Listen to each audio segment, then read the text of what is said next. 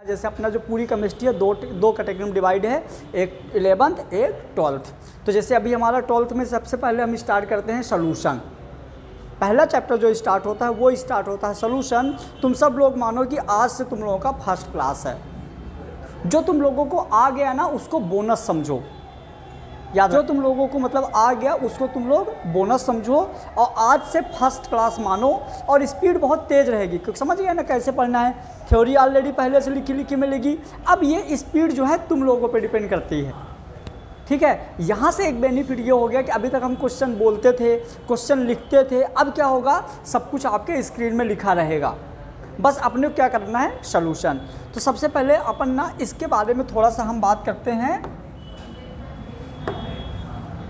तो यदि अपन बात करें सॉल्यूशन का, आपके नीट एग्ज़ाम की पहले बात करते हैं।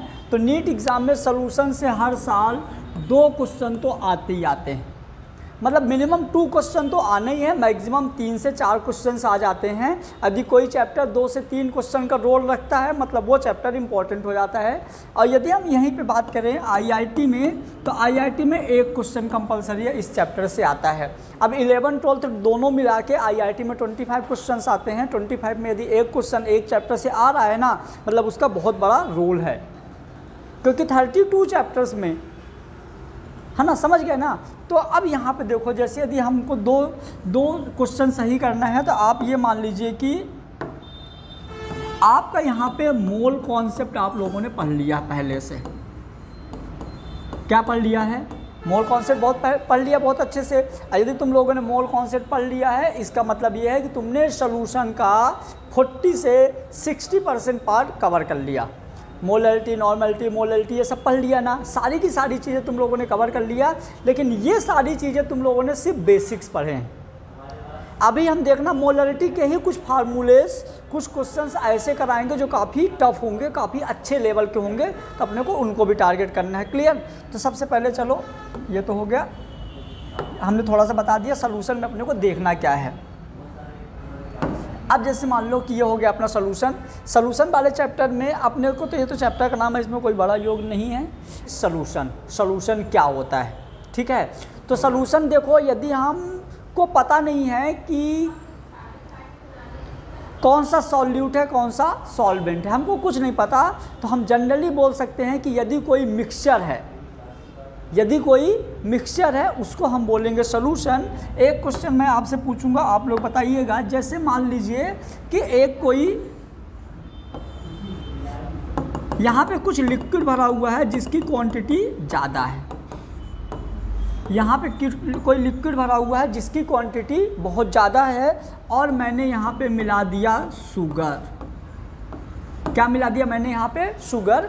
इस लिक्विड में हमने मिला दिया शुगर, तो ये जो कंप्लीट बन गया, ये कंप्लीट हो जाएगा सॉल्यूशन।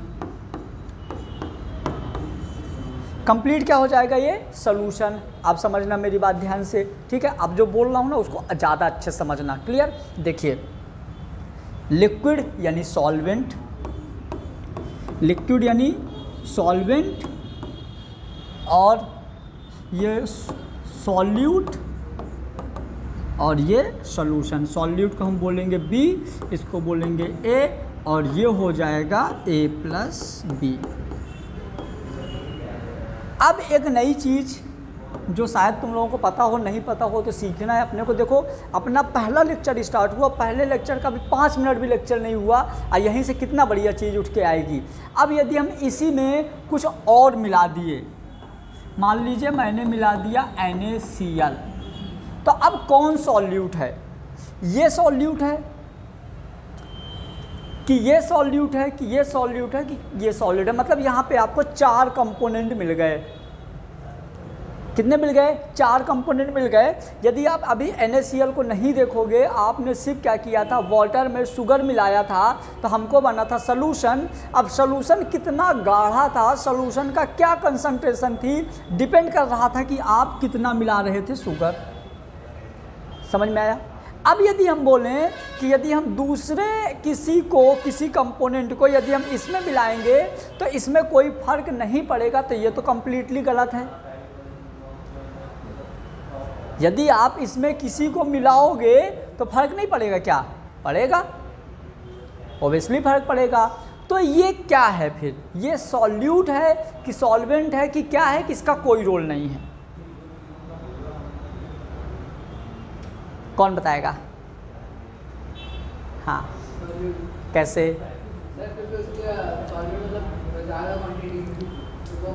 तो फिर यदि ये सॉल्यूट है तो ये कौन है? दोनों सॉल्यूट हो जाएंगे। कोई और? सीधी सी बात। तुमने कॉमन सेंस लगाया है? पहले पढ़ा नहीं थे कभी? कॉमन सेंस लगाए ना, समझ गए ना बेटा? अपने को यही यूज करना है। देखो अपने क्या पता, देखो ये इसकी क्वांटिटी ज़्यादा है, इसकी क्वांटिटी कम है, तो यहाँ से जब आप मोलरिटी पढ़ोगे, मैं सीधे अचीवर लेवल का ले रहा हूँ, मतलब वो टाइम पास वाला अब नहीं चल रहा, टाइम पास वाला हो गया, अब सीधे ज़्यादा लेवल का लेंगे और तुम लोगों को समझना पड़ेगा। क्लियर? तो अब यदि हम यहाँ पे बात कर रहे हैं तो यहाँ पे देखिए कैसा होगा, चाहे आप मोलरिटी लो, चाहे आप नॉर्मेलिटी लो, चाहे आप मोलरिटी लो, फार्मूला क्या होता है? Mole of solute upon total volume, mole of solute upon total वो वेट ऑफ सॉल्वेंट मोलरिटी में। तो यहाँ पे हम इस बार फिर पता क्या करेंगे, इन दोनों को ले लेंगे क्या? सॉल्यूट। इसका कुछ वेट होगा गिवन होगा, इसका कुछ वेट गिवन होगा, तो दोनों के वेट को ऐड कर देंगे, तो हमारा जो इन दोनों का मोल आएगा ना, ये मोल ऐसा आएगा, वेट अपॉन मॉलिक्यूलर वेट। तो हम यहाँ पे ऐसा करेंगे, इन दोनों के वेट को ऐड कर देंगे और इन दोनों के मॉलिक्यूलर को ऐड कर देंगे और हमारा ये वाला मोल का फार्मूला यूज होगा। समझ में आ गया? तो देखो सोल्यूशन से हमको कितनी चीज़ें समझ में आई। सोल्यूशन जो होता है तो ये होता है mixture of any component form a complete total component is called solution. जो हमारा सोल्यूशन होता है ये कई सारे मिक्सचर्स का कंपोनेंट्स होता है। ये हम थोड़ा ज़्यादा लेवल का ले लिए क्योंकि मेंस वगैरह में थोड़ा अच्छे लेवल के क्वेश्चंस पूछता है, ठीक है। बाकी आपके नीट में इतना दिमाग लगाने की जरूरत नहीं, फिर भी लगा लो क्योंकि कोई दिक्कत थोड़ी है, ऐसा तो समझ में नहीं आ रहा, आ जाएगा। उसके बाद देखिए ये तो हो गई अपने को नीट की बात कर दिए हम। अब हम थोड़ा सा 12th लेवल में बात करते हैं कि यदि एग्ज़ाम में आता है तो हम लोग कैसे पढ़ना है। मुस्कान सारी चीज़ें समझते हुए चलना है, ठीक है बेटा।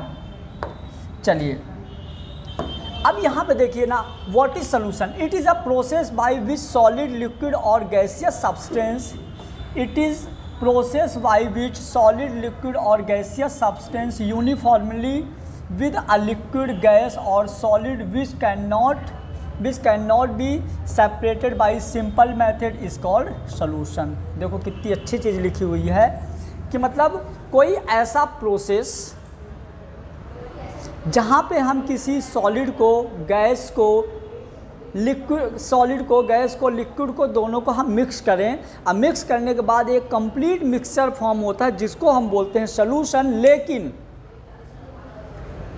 नॉर्मली उसको अलग नहीं कर सकते, वो होता है सोल्यूशन।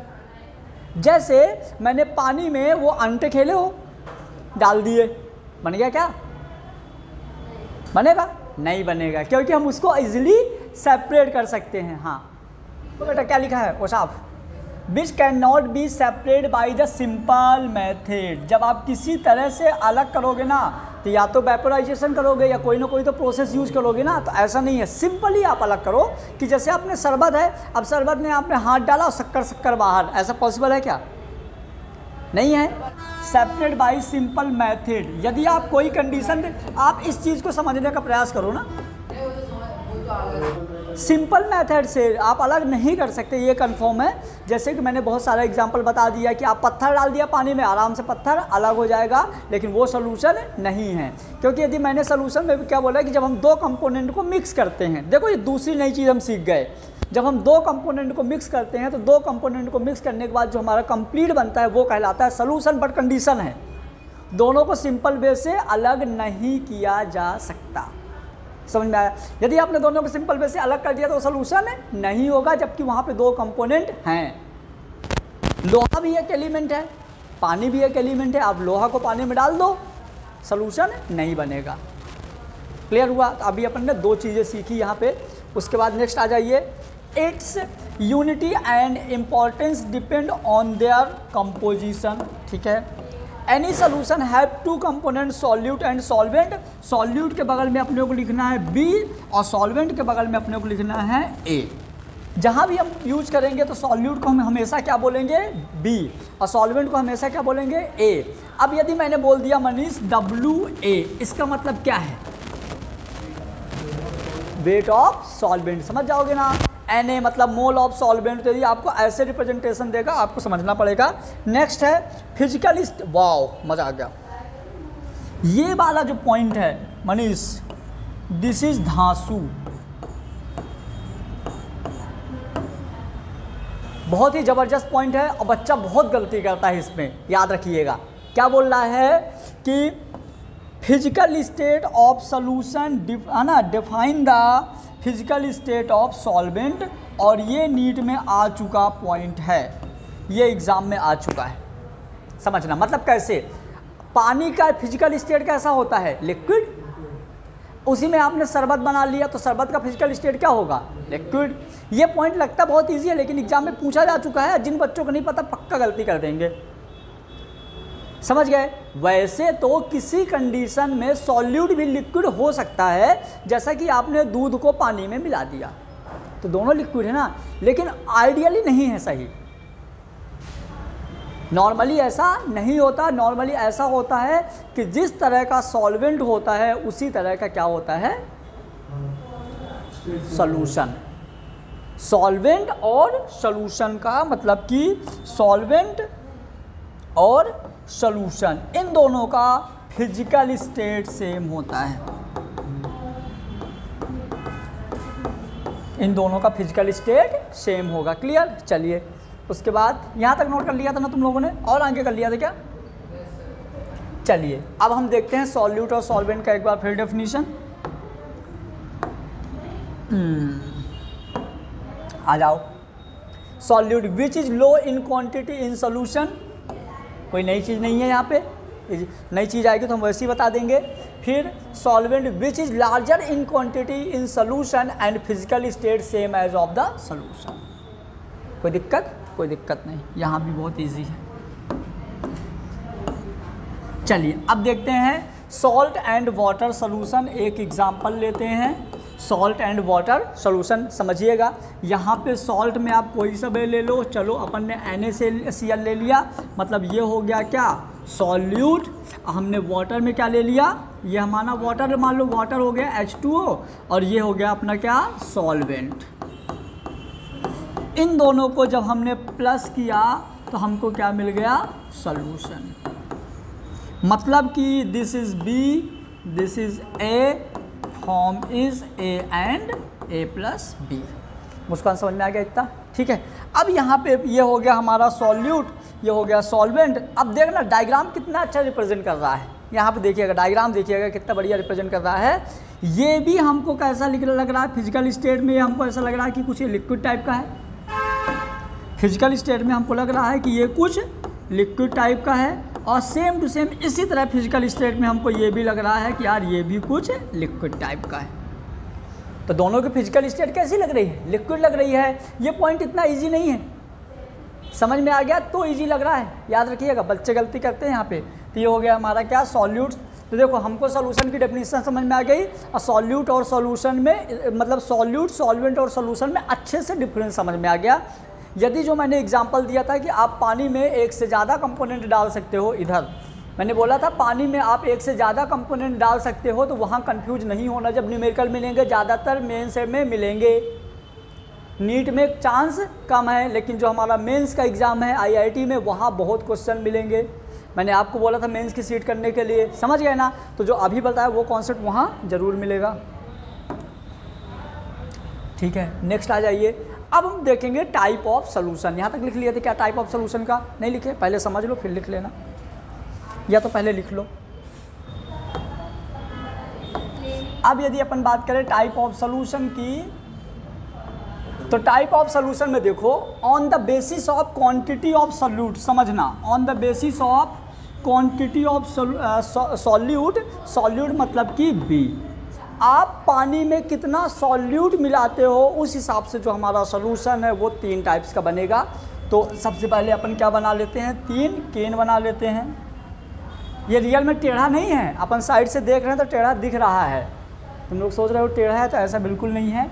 इसमें अपन ऐसा करते हैं, यहाँ पे भर देते हैं क्या, सॉल्वेंट, अपन ने इनमें भर दिया क्या, सॉल्वेंट।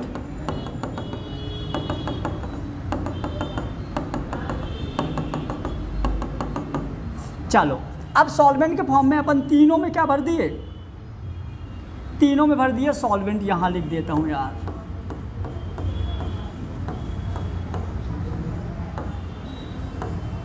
इसकी भी इंक खत्म हो गई क्या, ये तीनों में रेड कलर, वो सब बातें नहीं, ये तीनों में हमने क्या भर दिया, सॉल्वेंट। सॉल्वेंट के फॉर्म में हमने ले लिया वाटर। अब देखना, जो on the basis of quantity है, तो क्वांटिटी के अकॉर्डिंग में हम क्या करते हैं, सॉल्यूट की क्वांटिटी मिलाते हैं। पहले वाले में हमने क्या किया, पहले वाले में अपन ने शक्कर के 2 दाने मिला दिया,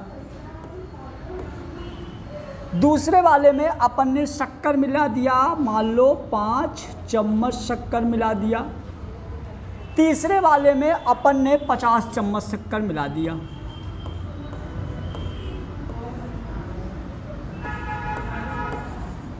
जो हमने यहाँ पे शुगर मिलाया है, ये शुगर क्या है, सॉल्यूट, ये शुगर क्या है, सॉल्यूट।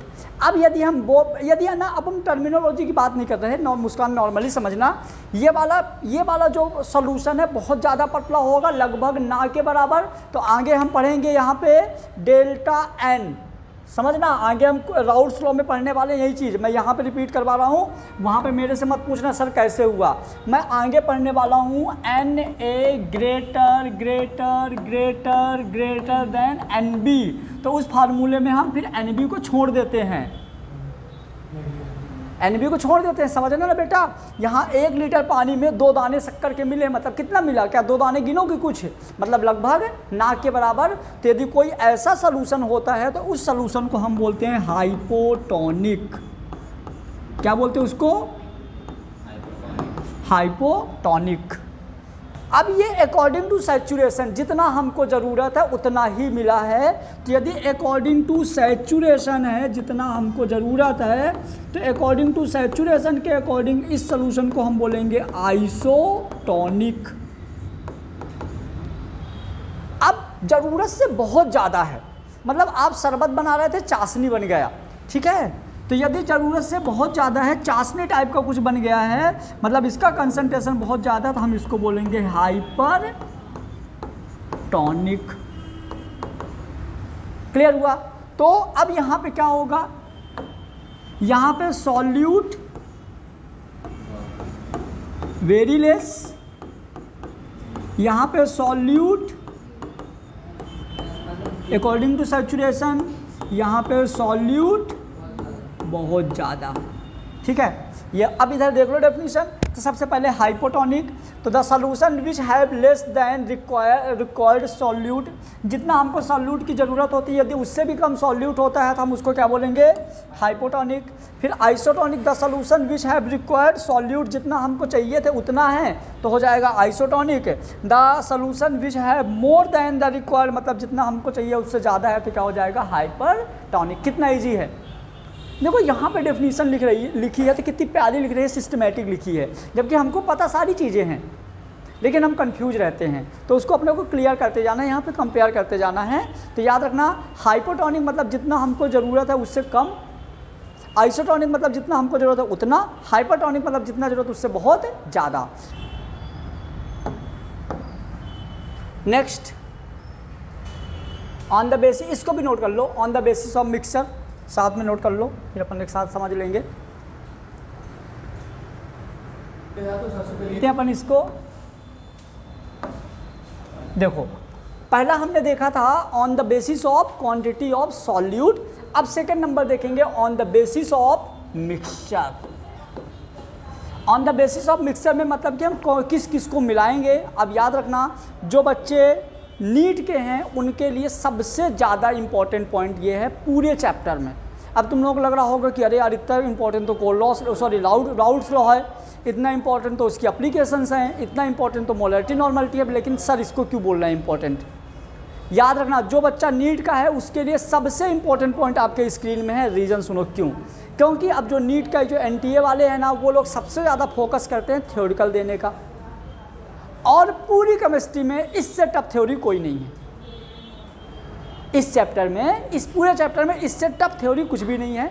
तो यहाँ बहुत ध्यान से समझना है और इसको बहुत अच्छे से याद रखना है। समझ में आया? इस साल का भी आप पेपर उठा के देख लो, ज़्यादा न्यूमेरिकल नहीं आते। बहुत ज़्यादा, यदि बहुत ज़्यादा टांग फैलाया उनने तो 8, बहुत ज़्यादा टांग फैलाया एनटीए वाले ने तो कितना न्यूमेरिकल दे देगा? 8, इससे ज़्यादा नहीं देता। समझ गए ना? तो अपने को थ्योरी को भी बहुत अच्छे से करना है। डबल फायदा, थ्योरी आप करोगे तो आपका 12th का भी अच्छा होगा और नीट का भी अच्छा होगा। तो on the basis of mixture, तो देखो on the basis of mixture में ये इंपॉर्टेंट नहीं है, ये ज़िंदगी में कभी नहीं आया आज तक, लेकिन ये बहुत इंपॉर्टेंट है। समझ गए? तो on the basis of mixture में सबसे पहला देखो आप, ये क्या? होमोजीनस। ये बताने की ज़रूरत ही नहीं है यदि आप नीट की पढ़ाई कर रहे हो तो। होमोजीनस मतलब कि सेम फिजिकल स्टेट, दूध में पानी, आटे में नमक ना, दोनों की फिजिकल स्टेट सेम होगी। तो same physical state solute and solvent, तो ये हो जाएगा, ऐसे आप बना सकते हो मिल्क इन वाटर। सेकेंड है हेट्रो, मतलब समझ गए, दोनों की फिजिकल स्टेट अलग अलग हो, जैसे शरबत वगैरह हो गया, ठीक है, जूस हो गया। तो यहाँ पे आप ऐसा बोल सकते हो शुगर इन वाटर। आप पानी में यदि शक्कर मिला रहे हो तो होगा हेट्रोजिनस, क्योंकि इन दोनों की फिजिकल स्टेट अलग अलग। दोनों एग्जाम्पल लिख दो वहीं पे, मैंने बोला था जगह छोड़ लेना एग्जाम्पल लिखने के लिए। फिर on the basis of physical state, ये वाला है बहुत इंपॉर्टेंट, नीट और जेई दोनों के लिए। आप यहाँ पे हेडिंग ही डाल देना नीट। ये वाला पॉइंट 12th के लिए इंपॉर्टेंट नहीं है, 12th में ये नहीं आता, क्योंकि बहुत इंपॉर्टेंट क्वेश्चन है जो 12th में आएंगे, इसलिए 12th में नहीं आता है। ठीक है, नीट में बहुत बार पूछा जाता है। तो सब लोग पहले इसको ध्यान से समझ लो, देन नोट तो हो ही गया है ना? समझे? आ जाओ। सबसे पहले देखिए गैसियस सॉल्यूशन, मतलब कि गैसियस सॉल्यूशन क्या होगा कि देखो gas in gas, liquid in gas, solid in gas. हम आपको 9 टाइप्स तो ऐसे याद करा देंगे, जो इसके 9 टाइप है ना, तो टाइप तो हम ऐसे याद करा देंगे, बस आपको एग्जांपल याद रखना है। तो सबसे पहले यदि हम बात करें फिजिकल स्टेट, तो पहला आएगा देखिए गैसियस,